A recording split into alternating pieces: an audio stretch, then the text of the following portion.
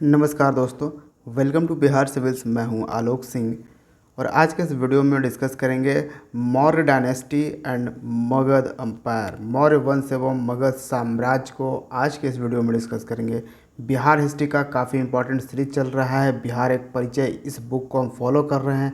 ये हिंदी में बुक है बट इंग्लिश वाले स्टूडेंट्स के लिए भी मैं इजी कर रहा हूँ, तो इस सीरीज़ को सभी लोग ज़रूर फॉलो कीजिए। आपके एग्ज़ाम के लिए काफ़ी बेनिफिशियल बुक है ये। तो पिछले वीडियो में हमने पढ़ा था जो नंद डायनेस्टी का लास्ट रूलर था धनानंद, जो कि बहुत ही क्रूएल था, निर्दयी था, जिसको चंद्रगुप्त मौर्य ने मार दिया उसको। और उसके बाद यहाँ पे मौर्य साम्राज्य की स्थापना हो गई। ठीक है, तो आज के इस वीडियो में मौर्य साम्राज्य को हम पढ़ेंगे। तो मौर्य साम्राज्य 320 ईस्वी पूर्व से 185 ईसा पूर्व तक ये चली थी। कब तक चली थी मौर्य साम्राज्य? 320 ईसा पूर्व से 185 ईसा पूर्व तक। मौर्य साम्राज्य के संस्थापक चंद्रगुप्त मौर्य थे। कौन थे? चंद्रगुप्त मौर्य। ये मौर्य साम्राज्य के संस्थापक थे, ये याद रखना है। 300 मतलब चंद्रगुप्त मौर्य ने कब तक शासन किया? 320 ईसा पूर्व से 298 ईसा पूर्व तक इन्होंने शासन किया। और चंद्रगुप्त को ना मुक्तिदाता कहा जाता है भारत का, क्योंकि इन्होंने यूनानियों के प्रभुत्व से, यूनानियों ने कब्जा कर रखा था, तो यूनानियों के प्रभुत्व से भारत को मुक्ति दिलाई थी, इसलिए इन्हें मुक्तिदाता भी कहा जाता है। और ये मोस्ट इम्पोर्टेंट सवाल बन जाता है एग्ज़ाम पर्सपेक्टिव से। चंद्रगुप्त ने मगध पर अधिकार के पश्चात अपने साम्राज्य का विस्तार किया। उसने पश्चिम भारत में और दक्कन में कर्नाटक के उत्तरी भाग तक अपनी सत्ता स्थापित की। अब देखो, मैंने पहले आपको बताया कि मगध साम्राज्य तो जो था उस पे, मगध अम्पायर पे जो भी रूलर्स आए वो काफ़ी पावरफुल रहे, जिन्होंने जब जब भी जो वंश स्थापित हुआ वो उस साम्राज्य को बढ़ाने का ही काम किया। पद्मानंद जो थे, नंद डायनेस्टी के, उन्होंने भी इस साम्राज्य को काफ़ी हद तक बढ़ाया। फिर अब मौर्य साम्राज्य में जब चंद्रगुप्त मौर्य हैं, तो चंद्रगुप्त मौर्य ने भी इसका जो है काफ़ी बढ़ाया, इसका एक्सटेंशन किया मगध साम्राज्य को। चंद्रगुप्त ने मगध पर अधिकार के पश्चात अपने साम्राज्य का विस्तार किया, एक्सटेंड किया। मतलब उसने पश्चिम भारत, ये पश्चिम वेस्ट इंडिया और दक्कन में कर्नाटक के उत्तरी भाग तक, कर्नाटक का जो नॉर्थ पार्ट है वहाँ तक अपनी सत्ता स्थापित कर दी। किसने? चंद्रगुप्त मौर्य ने। अब चंद्रगुप्त मौर्य के द्वारा जो उन्होंने जिस जिस क्षेत्र को विजय प्राप्त कर ली, जिसको उसने जीत लिया, वो था सौराष्ट्र, मालवा और दक्कन शामिल थे।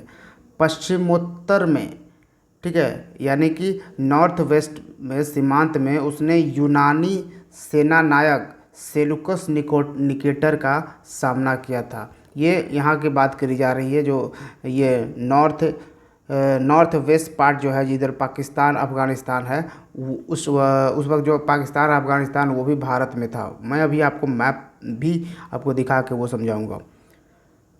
तो ये जो कहाँ यूनानी सेना नायक था सेलुकस निकेटर, इसका सामना किया और सेलुकस निकेटर को चंद्रगुप्त मौर्य ने हरा दिया।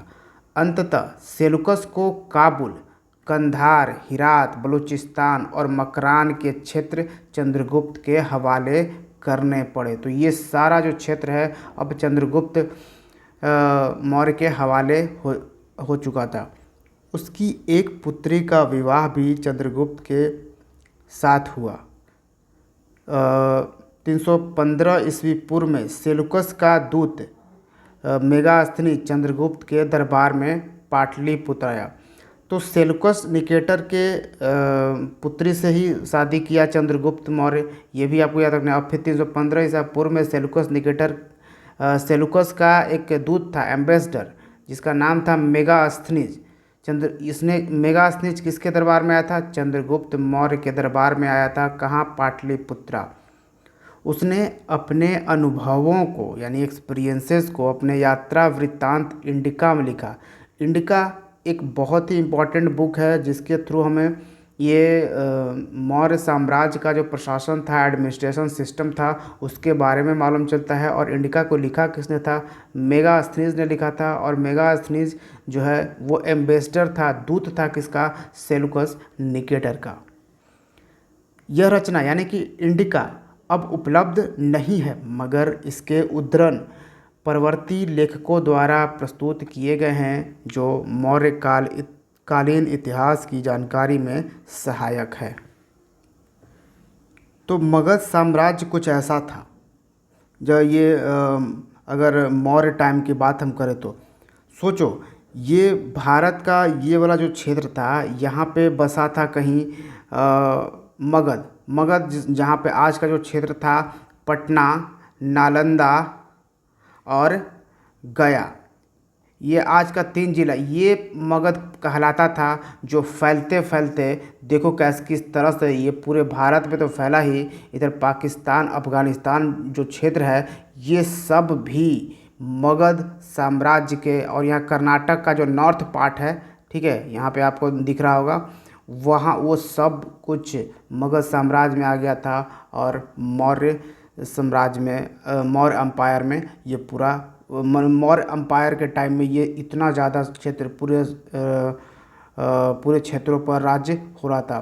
तभी आप समझ सकते हो कि क्यों जो है बिहार का इतिहास पूरे भारत के इतिहास में काफ़ी इम्पोर्टेंट रोल प्ले करता है। तो आगे आ जाओ। चंद्रगुप्त ने भारतीय उपमहाद्वीप में विकसित पहली देशव्यापी शासन प्रणाली का भी निर्माण किया। चंद्रगुप्त ने पहली उपमहाद्वीप में विकसित पहली देशव्यापी शासन प्रणाली, एडमिनिस्ट्रेशन सिस्टम का भी इसने जो है निर्माण किया। न्याय प्रशासन केंद्रीयकृत था, वो तो ऑब्वियसली सेंट्रलाइज रहेगा, राजा के ही इर्द गिर्द रहेगा जो प्रशासन होगा। और कठोर था, करों यानी कि टैक्स का बाहुल्य था। टैक्स भी काफ़ी यहाँ पे लिया जाता था, बहुत तरह के टैक्स थे, मैं अभी बताता हूँ आपको। और आम जनता का पंजीकरण अनिवार्य था, तो आम जनता थे, उन्हें रजिस्ट्रेशन कराना होता था।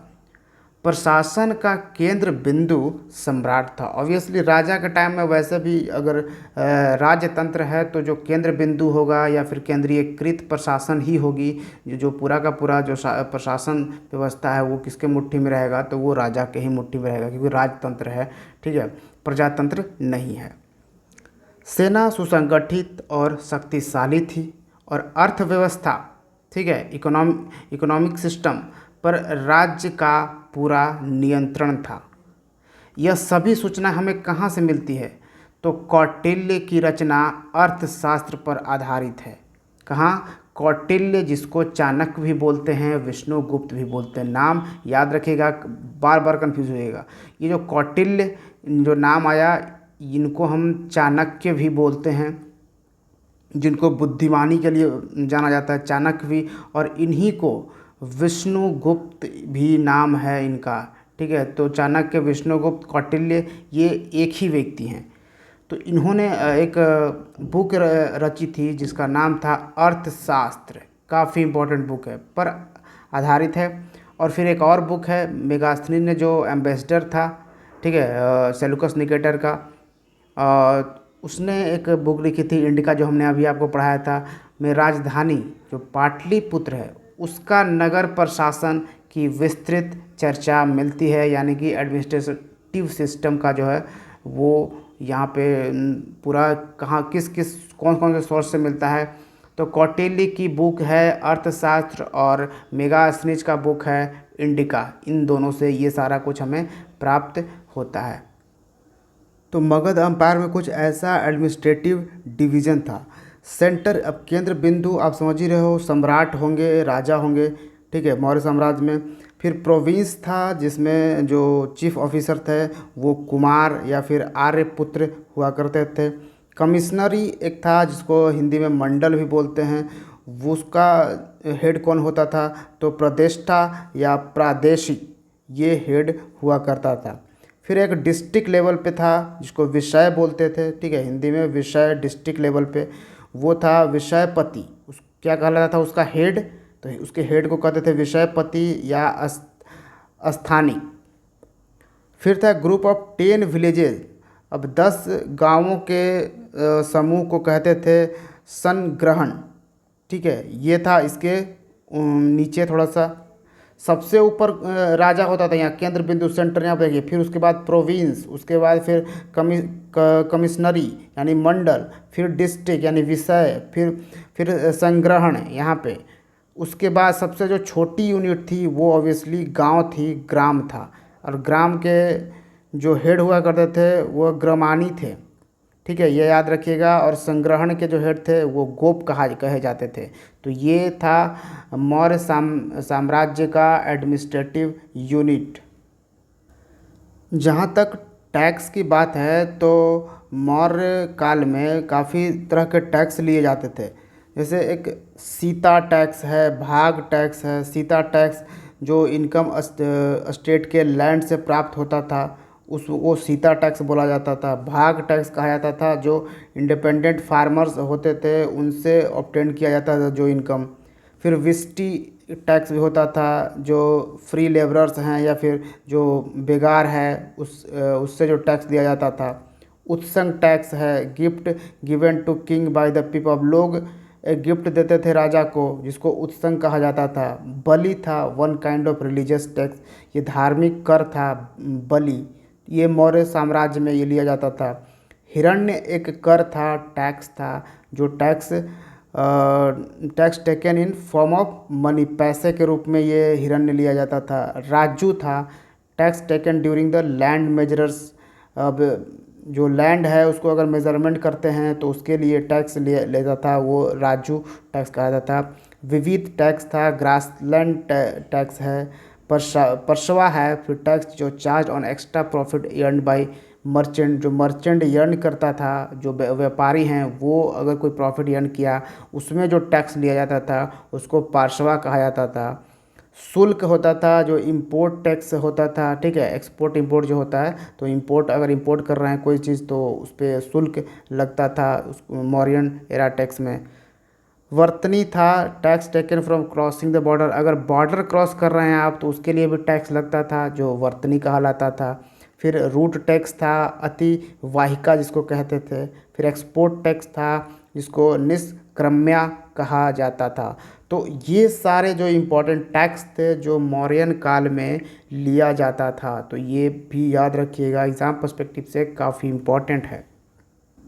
तो आगे बढ़ते हैं। नगर प्रशासन की देखरेख करने के लिए 6 समितियों की चर्चा भी इसमें मिलती है। किसमें?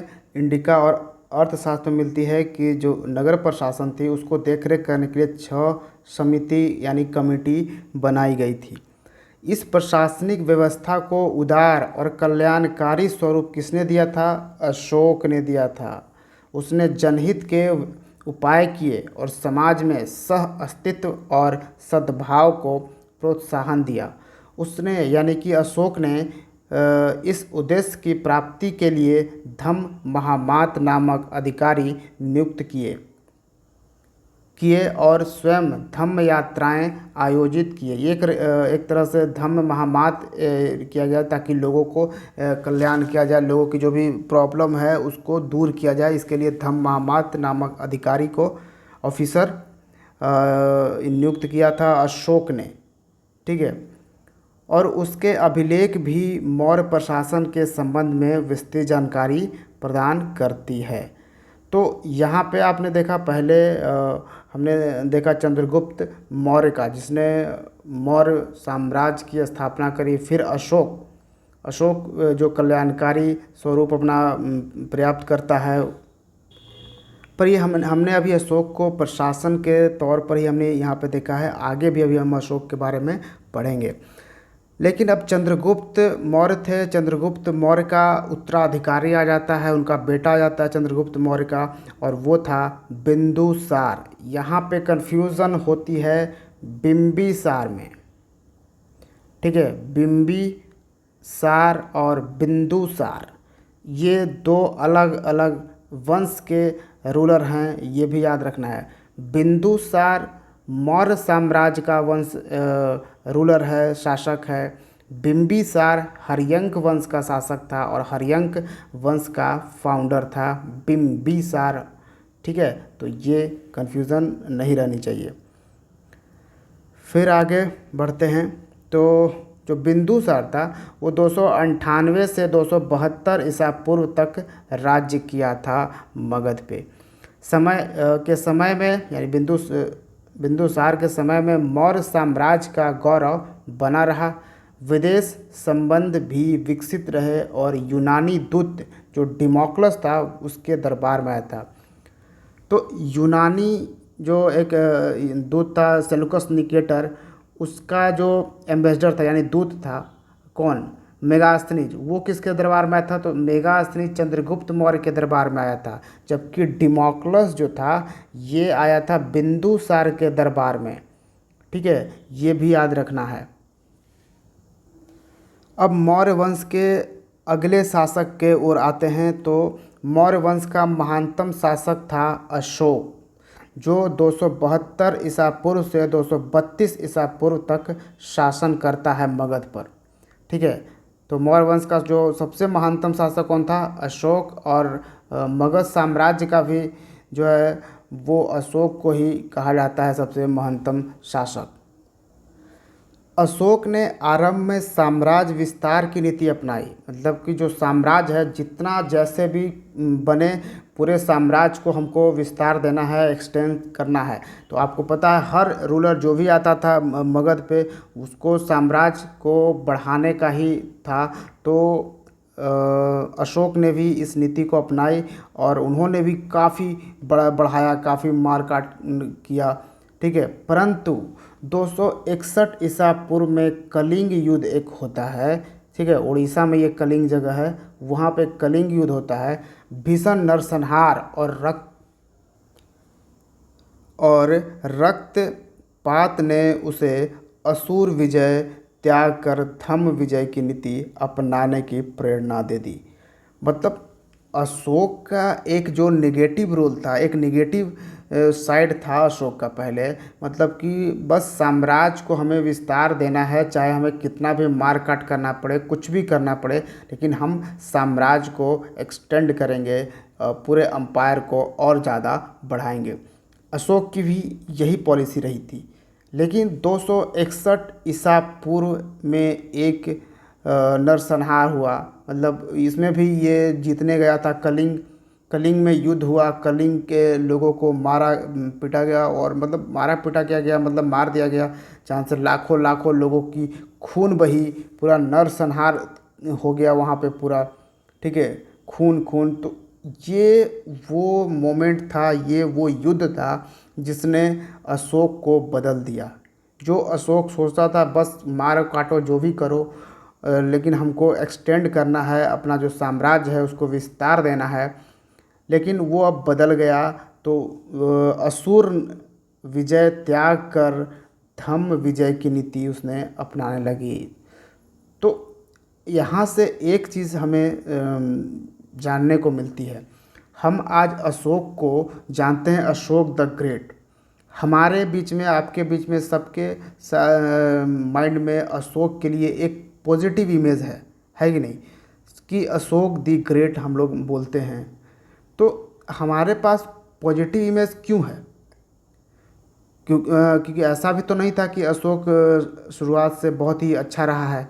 उसने भी काफ़ी खून बहाई है, काफ़ी निर्दयता से लोगों को मारा है। ठीक है, लेकिन क्या हुआ कि जब इसके बाद वो बदला तो मतलब बहुत तरीके से बदला और बहुत कुछ लोगों के लिए अच्छी चीज़ें करने लगी। तो इसलिए क्या है ना, ये एक सीख देता है। इतिहास इसलिए पढ़ते ही हैं कि हमें उससे सीखने को मिले कि अच्छा काम करने के लिए कभी भी मतलब टाइम चला नहीं गया है, आप कभी भी अच्छा काम कर सकते हो। यानी कि आपने पहले बहुत कुछ किया है, भले ही किया हो, लेकिन अगर जब भी वक्त आया और आपको अच्छा काम करना है, हुआ, अच्छा बोलना है, तो आप ज़रूर करिए, ज़रूर बोलिए। क्योंकि अगर आपने एक अच्छा काम किया ना, पीछे सारे चीज़ें आपके लोग भूल जाएंगे और सिर्फ उस पर कॉन्सेंट्रेट करेंगे। तो ये चीज़ें होती है। इस उद्देश्य से उसने विदेशों से संबंध बनाए। उसने अपने दूत श्रीलंका, पश्चिम एशिया, मध्य एशिया और यूनानियों द्वारा शासित राज्यों में भेजे। इन राज्यों में सीरिया, मिस्र, साइरिन, मैसिडोनिया और एपिरल शामिल थे। इनके माध्यम से उसने शांति, सद्भाव और सह अस्तित्व की भावना का प्रचार किया। देखिए, अब सब शांति, सद्भाव और सह अस्तित्व की भावना का वो अशोक प्रचार कर रहा था, जो सिर्फ अपनी साम्राज्यवादी नीति पहले अपना रहा था। तो ये कलिंग युद्ध ही वो युद्ध था जब जो अशोक का जो हृदय परिवर्तन है वो कर दिया। उसका उद्देश्य इन क्षेत्रों की सैनिक विजय न कर पर अपना कूटनीतिक प्रभाव बनाए रखना था। मतलब सैनिक विजय नहीं था, मतलब ये नहीं कि मार काट के उस पर हम अपना विजय बनाएं, लेकिन फिर भी हमारा जो है इम्पैक्ट उस पर रहे कूटनीतिक तरीके से। ये अब अशोक ने अपना लिया था। अशोक अब इस तरह से काम कर रहा था, बनाए रखना था, जो कि नैतिकता, शांति और मानव सेवा के प्रति उसकी उत्सुकता के प्रदर्शन द्वारा संभव था। क्योंकि अब वो शांति चाहता था, अब कभी भी मारकाट की तरह वो काम अब नहीं करता था। उसने एक अलग ही तरीका अपना लिया था। यहाँ पे आप देखिएगा, अशोक ने बौद्ध धर्म का आलिंगन किया था। ठीक है, बौद्ध धर्म अपना लिया था। उसने बौद्ध धर्म को संरक्षण और प्रश्रय दिया। उसके द्वारा पाटलिपुत्र में तृतीय बौद्ध संगति या फिर बुद्धिस्ट काउंसिल, इसको कहा जाता है, थर्ड बुद्धिस्ट काउंसिल का आयोजन हुआ। तो हमने आपको ये पूरा एक चार्ट बताया था कि first Buddhist council, second Buddhist council, third, fourth, जो 4 बुद्धिस्ट काउंसिल हुए वो कहाँ हुए, किसकी अध्यक्षता में हुए, कौन से शासक थे और कब हुए, ये सारा हमने लिस्ट पहले के वीडियो में दिया है। तो हमने प्लेलिस्ट भी क्रिएट कर दिया है बिहार हिस्ट्री का, वो ज़रूर देखिए। पूरा का पूरा वीडियो आपको वो समझ में आएगा और बेनिफिट भी देगा। इसके माध्यम से जम्बू द्वीप, भारतीय उपमहाद्वीप से बाहर बौद्ध धर्म के प्रचार प्रसार के उपाय किए गए। इसी समय बौद्ध धर्म के थेरावत संप्रदाय का उदय हुआ। उसने बौद्ध धर्म से संबंधित तीर्थों की यात्रा की। उसने श्रीलंका, नेपाल, बर्मा एवं अन्य देशों में बौद्ध धर्म का प्रचार हेतु प्रतिनिधि मंडल भेजे। तो उसी वक्त से जो है अशोक के टाइम से ही ये बौद्ध धर्म का जो है प्रचार प्रसार काफ़ी बढ़ गया था। जैसे आप आज भी आपको पता होगा, श्रीलंका में जो मैक्सिमम जो पॉपुलेशन है वो कौन सा पॉपुलेशन है, बुद्धिस्ट पॉपुलेशन है। नेपाल में भी बुद्धिस्ट पॉपुलेशन है। बर्मा, म्यांमार तो बुद्धिस्ट पॉपुलेशन है, इसमें भी मैक्सिमम बुद्धिस्ट पॉपुलेशन है। ठीक है, तो ये आप समझ पाओगे। इस क्रम में भारतीय संस्कृति का प्रसार भी विदेशों में हुआ। अपने पुत्र महेंद्र और पुत्री संघमित्रा को उसने श्रीलंका भेजा था। किसने? अशोक ने। तो अशोक के पुत्र थे महेंद्र और पुत्री थी संघमित्रा। इसको उन्होंने श्रीलंका भेजा था, ये बौद्ध धर्म का प्रचार प्रसार करने के लिए। अशोक ने जन कल्याण की नीति अपनाई। ठीक है, क्योंकि वो अब लोगों की भलाई कर रहा था अशोक। उसने विभिन्न वर्गों को आर्थिक अनुदान भी दिया और अन्य सुविधाएं प्रदान करने के लिए धम्म महामातों की नियुक्ति की। अब अशोक ने एक धम्म महामातों की नियुक्ति की, एक पोस्ट था। ठीक है, अब धम्म महामात जो है, अगर किसी को कोई प्रॉब्लम होता था तो धम्म महामात से कांटेक्ट करता था वो लोग। अब इसके द्वारा ये अपना जो है और भी जो सेवाएं प्रदान किया, सुविधा प्रदान किया अशोक। न्याय प्रशासन सुव्यवस्थित रखने के लिए राजुक नामक अधिकारी बहाल किए। एक धम्म महामात उसने अपॉइंट किया अशोक ने।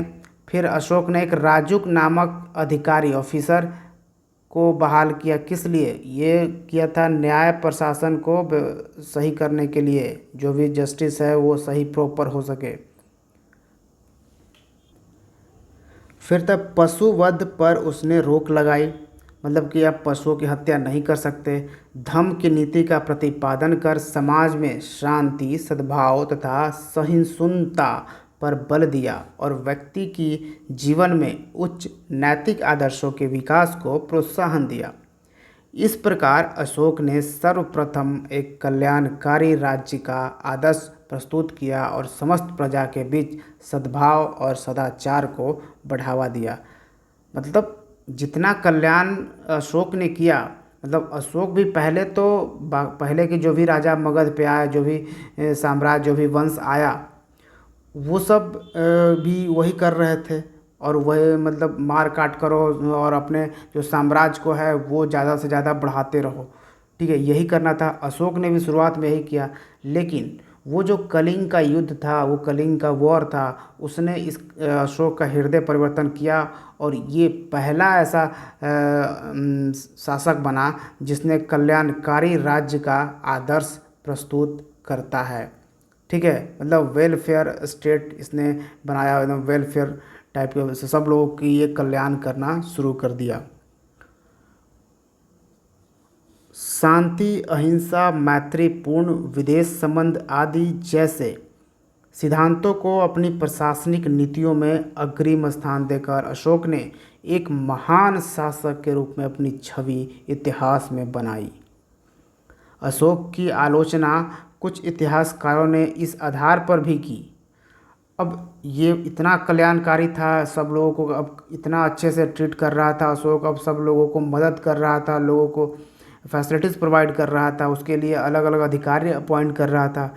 ठीक है, तो इसमें इतिहासकार जो है इसको क्रिटिसाइज़ भी अब कर रहे हैं। उन्होंने बोला कि यही जो पॉलिसी अब अशोक ने अपनाई, उसके कारण मौर्य साम्राज्य पतन की ओर अग्रसर हुआ। इनके अनुसार अशोक की शांति प्रिय जो नीति थी उसने मौर्य साम्राज्य के सैन्य बल को नष्ट कर दिया, जबकि बौद्ध धर्म के प्रति उसका झुकाव था। इसके लिए ब्राह्मणों को वो रोस्ट कर दिया, मतलब ब्राह्मण इससे गुस्सा हो गए, जो ब्राह्मण थे। यह दोनों कारण मौर्य साम्राज्य के पतन में सहायक हुए। लेकिन क्या है कि अब ये जो धारणा थी इतिहासकारों की, इस अशोक के कारण ही मौर्य साम्राज्य का पतन हो गया, इस धारणा को अब स्वीकार किया नहीं जाता है, क्योंकि मौर्य साम्राज्य के पतन के अलग ही रीज़न थे।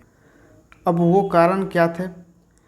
तो अशोक के जो उत्तराधिकारी हुए, उसके जो बेटा हुए, वो काफ़ी अयोग्य थे, मतलब कमज़ोर थे। साम्राज्य की वृहद और ये जो पूरा साम्राज्य था, हमने आपको दिखाया कितना बड़ा था, उसको कंट्रोल करना काफ़ी मुश्किल था। तो साम्राज्य के वृहद क्षेत्र और केंद्रीय प्रशासन की कमजोरी, और केंद्र में प्रशासनिक कमजोरी हो गई, क्योंकि जो उत्तराधिकारी थे वो लोग अयोग्य थे, बहुत कमज़ोर थे। प्रांतपतियों के अत्याचार बढ़ गए और इनके विरुद्ध अब जो राजा थे उसके विरुद्ध विद्रोह शुरू हो गए। हिंद यूनानी शासकों के आक्रमण हो गए आदि के कारण साम्राज्य का पतन अशोक की मृत्यु के बाद होने लगा। समझे? तो ये सब रीजन था अशोक के मृत्यु के बाद जो है कि मौर्य साम्राज्य का पतन होना शुरू हो गया। मतलब अशोक ही वो लास्ट रूलर था जिसने मौर्य साम्राज्य को काफ़ी एक्सटेंशन दिया, मौर्य साम्राज्य को काफ़ी संभाला, काफ़ी बढ़िया से उस पर शासन किया। उसके बाद जो भी शासक आए वो बहुत ही कमज़ोर हुए। उसके बाद 185 ईसा पूर्व में अंतिम मौर्य शासक था बृहद्रथ, उसकी भी हत्या कर दी गई। बृहद्रथ, याद रखिएगा, ये अंतिम शासक था मौर्य साम्राज्य की, एग्ज़ाम पर्सपेक्टिव से बहुत इंपॉर्टेंट है। और तो इसने पुष्यमित्र शुंग ने इसकी हत्या कर दी थी, ने राज सत्ता पर अधिकार कर लिया। किसने हत्या किया? पुष्यमित्र शुंग ने। और मौर्य काल में कला और विद्या के क्षेत्र में भी उल्लेखनीय प्रगति हुई। तो लास्ट रूलर, राष्ट्र शासक जो था मौर्य साम्राज्य का, वो कौन था? बृहद्रथ। किसने बृहद्रथ की हत्या की? पुष्यमित्र शुंग ने। और यहाँ पे शुंग डायनेस्टी, शुंग वंश की स्थापना हो जाती है। और शुंग वंश जो है वो हम अगले वीडियो में पढ़ेंगे। अभी हम पढ़ते हैं मौर्य काल के बारे में। तो मौर्य काल में कला और विद्या के क्षेत्र में भी उल्लेखनीय प्रगति हुई। कौटिल्य एक बहुआयामी प्रतिभा वाला विद्वान था। कौटिल्य, समझ गए? कौटिल्य, चाणक्य या विष्णुगुप्त एक ही बंदे हैं, जिसकी रचना अर्थशास्त्र एक कालजयी कृति है। सुप्रसिद्ध व्याकरणाचार्य जो पाणिनि थे उनकी रचना अष्टाध्यायी इसी काल की अन्य महत्वपूर्ण उपलब्धि है। मतलब मौर्य काल के ही थे पाणिनि जिन्होंने अष्टाध्यायी अपनी पुस्तक लिखी थी। मीमांस और वेदांत पर टिप्पणियाँ लिखने वाला उपावर्ष इस काल की अन्य महान विभूति थी। इस काल में स्थापत्य कला यानी कि आर्कोलॉजिकल जो है वो सब आर्किटेक्चर मतलब भी उन्नत अवस्था में भी थी। मेगास्त्रिज ने पाटलिपुत्र नगर की सुंदरता का वर्णन किया है। पटना के दक्षिणी भाग में कुम्हरार है, ठीक है, पटना के साउथ पार्ट में, जो मौर्यकालीन राजप्रसाद के अवशेष यहीं से मिले। कहाँ से? कुम्हरार से, जिनमें एकाश में गोलाकार स्तंभ अपनी निर्माण विधि के लिए प्रसिद्ध है। यह शैली ईरानी कला से प्रभावित थी। इसी शैली में ऊंचे और भव्य स्तंभ अशोक द्वारा अपने अभिलेखों के प्रचार हेतु बनवाए गए थे। तो अशोक अपने जो अभिलेख को प्रचार करने के लिए अपनी जो उनका एक अपना जो आइडिया था, जो विचार है, उन चीज़ों को जो प्रचार करने के लिए काफ़ी यूज़ किया जाता था। क्या कला का स्तंभ यूज़ किया जाता था, टावर की तरह, पिलर की तरह यूज़ किया जाता था, या पत्थर पे लिखे जाते थे। ये सब चीज़ें का यूज़ किया जाता था अपने उस व्यू पॉइंट के प्रचार प्रसार के लिए। पत्थर को चमकाने की कला इस काल में अत्यंत उन्नत अवस्था में थी। इसका सर्वोत्कृष्ट उदाहरण पटना सिटी की दीदारगंज मोहल्ले से प्राप्त याचनी की मूर्ति है। यहाँ पे क्या कहा जा रहा है कि इस काल में यानी कि मौर्य काल में पत्थर को चमकाने की जो कला थी, मतलब पत्थर को तराशने की, पत्थर से चीज़ें बनाने की जो कला थी वो काफ़ी उन्नत थी, एक्सीलेंट था, बहुत ही खूबसूरत था। और इसका जो उदाहरण के लिए बता रहा है कि पटना सिटी का दीदारगंज जगह है, दीदारगंज मोहल्ला है, वहाँ से प्राप्त किया हुआ है याक्षनी की मूर्ति, जो अभी पटना के बिहार म्यूज़ियम में रखा गया है। क्या? याक्षनी की मूर्ति। याक्षनी की मूर्ति कैसा दिखता है? तो आप जो बुक पढ़ रहे हो बिहार एक परिचय, इस पे ये जो स्टैचू, ये जो मूर्ति आप देख रहे हो, ये याक्षनी की ही मूर्ति है, ठीक है। आप बिहार म्यूज़ियम में जाओगे तो ये मूर्ति बिल्कुल दिखेगी आपको। तो ये याचनी की मूर्ति याद रखिएगा कि ये याचनी की मूर्ति किस काल की है, तो ये है मौर्य काल की।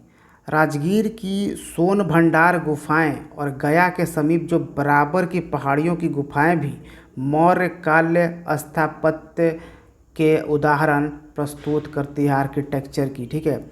इन गुफाओं में बौद्ध भिक्षु एवं आजीविक पंथ के आचार्य विश्राम करते थे। तो बौद्ध भिक्षु ये सब जो गुफा है गया के समीप जो बराबर की पहाड़ियाँ हैं उसकी गुफा, ये सब क्या है। और राजगीर की जो सोन भंडार गुफा है, ये दोनों गुफा किस काल की है? तो ये सब गुफाएं जो है मौर्य काल की है, ठीक है। तो ये काफ़ी इम्पोर्टेंट है, याद रखिएगा। तो अशोक के से संबंधित मैंने प्रशासन व्यवस्था में दिखा दी, एडमिनिस्ट्रेटिव सिस्टम।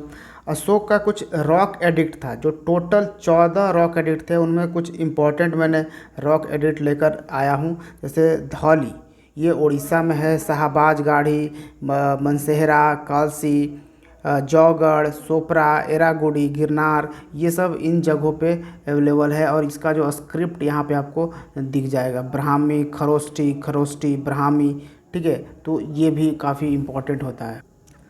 तो जैसे आपने रॉक एडिक्ट देखा, एडिक्ट क्या होता है? ये शिलालेख, ठीक है, हिंदी इसका शिलालेख होता है। जैसे रॉक यानी पत्थर पे जो शिलालेख देखा कि वो 14 प्राप्त हुए हैं अलग अलग जगहों से, भारत के अलग अलग जगहों से 14 लेख ये प्राप्त हुए हैं। कुछ तो पाकिस्तान से भी प्राप्त हुए हैं, ठीक है। तो उसमें अब एक पिलर एडिक्ट्स भी है। इस पे ये क्या है कि पिलर्स पे जो, इसको लौह शिलालेख भी कहा सकता है, मतलब जो पिलर है उस पे लिखा जाता था, ठीक है। तो ये भी डिफरेंट जगहों से प्राप्त हुए हैं। तो ये भी सवाल एग्ज़ाम में पूछा जाता है इस तरह के। और ये सब अशोक के ही पिलर एडिक्ट्स हैं। इसे सांची मध्य प्रदेश से प्राप्त हुआ है, सारनाथ उत्तर प्रदेश, रुक्मिणीदेवी नेपाल, कौशाम्बी इलाहाबाद, निगली नेपाल, सिद्धपुर, 1 मील नॉर्थ और east from the Brahmagiri, Erragudi Andhra Pradesh से, गोवीमाथ मैसूर से, जति रामेश्वरम ये ब्रह्मगिरी से 3 माइल्स नॉर्थ ईस्ट की तरफ से, फिर ब्रह्मगिरी मैसूर से, पालकीगुंग 4 माइल्स जो गोवीमठ है उससे 4 माइल्स दूर, राजुल मंदागिरी कहाँ से प्राप्त हुआ है, तो ये आंध्र प्रदेश के कुर्नूल जगह से प्राप्त हुआ है, अरहौरा उत्तर प्रदेश के मिर्ज़ापुर से प्राप्त हुआ है, सारोमारो मध्य प्रदेश से प्राप्त हुआ है और नेटूर मैसूर से प्राप्त हुआ है। तो ये काफ़ी इंपॉर्टेंट होता है एग्ज़ाम पर्सपेक्टिव।